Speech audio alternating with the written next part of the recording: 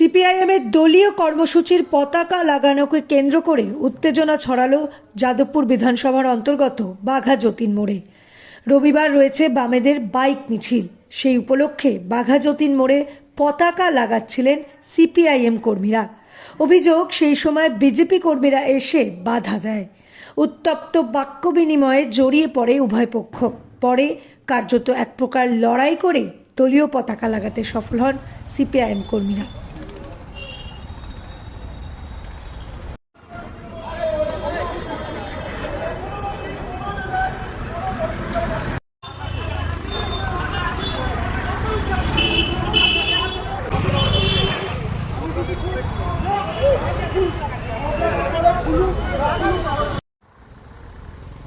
Bureau Report, Revolution Bengal।